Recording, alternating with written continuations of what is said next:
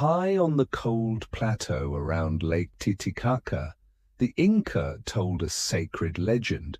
The sun god Inti sent his two children, Manco Cápac and Mama Ocllo, rising from the waters, carrying a golden staff.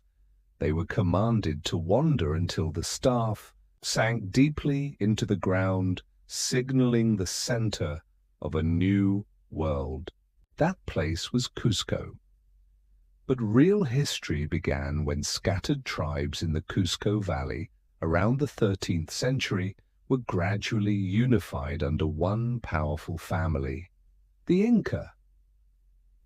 At first, they were just one of many Andean peoples.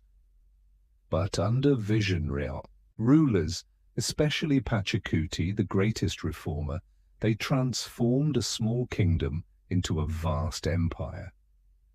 Pachacuti didn't just conquer, he reorganized the entire state structure, building a highly centralized political and social system.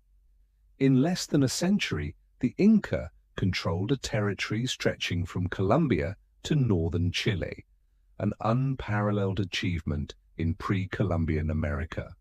The heart of Inca power was Cuzco, not just a political capital, but a sacred center of the world. There, the Sapa Inca, the emperor, ruled as a living god, believed to be the direct son of the sun. The empire's administration was divided into regions, Suyu, provinces, Wamani, and smaller units. Each level had appointed leaders, either Inca nobles or loyal local chiefs. Officials were rigorously trained in state schools and held strict accountability. There was no money or taxes in kind. People paid their dues through labor, called mita. They built roads, farmed, constructed bridges, and mined resources. All goods were stored in state warehouses and redistributed as needed. This system ensured efficiency and nearly eliminated famine. Population and production were recorded using quipu, intricate knotted strings. Though the Inca had no traditional writing, they maintained detailed records and ruled millions through precise organization and collective memory.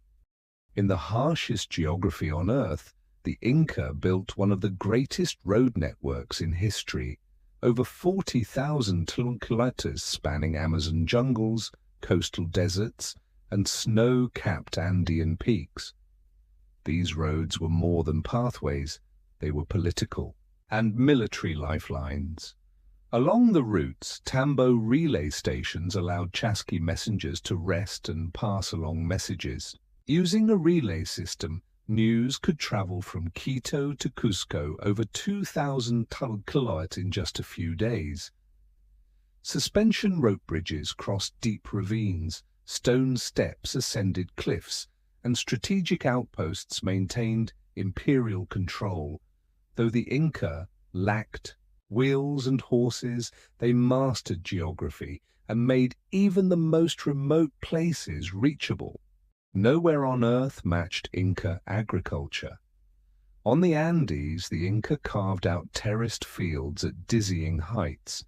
These terraces prevented erosion, managed water, and stabilized microclimates. They domesticated and cultivated a wide variety of crops, especially potatoes, quinoa, and maize, by zoning crops according to altitude. They built advanced irrigation systems, channeling water across mountains to ensure year-round farming. In architecture, the Inca used no mortar. Instead, they carved and fitted massive stones so precisely that not even a knife blade could fit between them.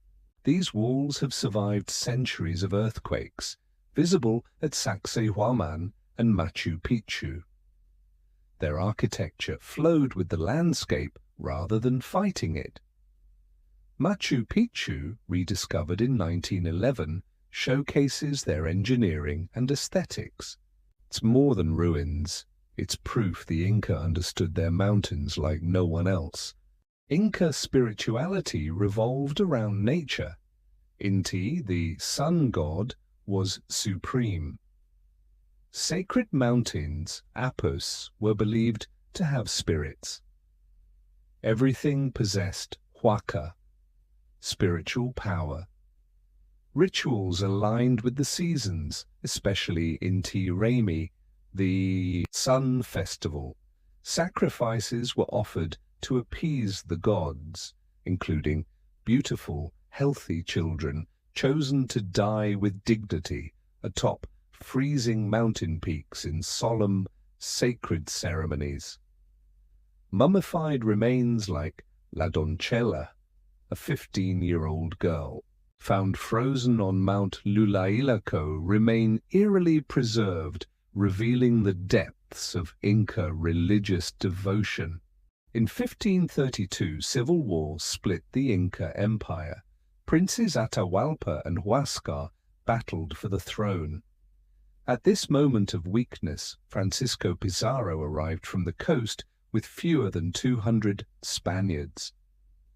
Despite their small numbers, the Spaniards had horses, guns, and brutal strategy. Pizarro lured Atahualpa into a meeting, then captured him amid thousands of warriors. Even after a room full of gold was paid for his ransom, Atahualpa was executed. From there, the Spanish seized Cuzco, crushed resistance leaders like Tupac Amaru, and extinguished the empire. But in truth, disease, especially smallpox, had already devastated millions before Pizarro's conquest, eroding the state from within. Though the empire fell, much survives. The Quechua language, once the tongue of the Inca court, is still spoken by millions across Peru, Bolivia, and Ecuador.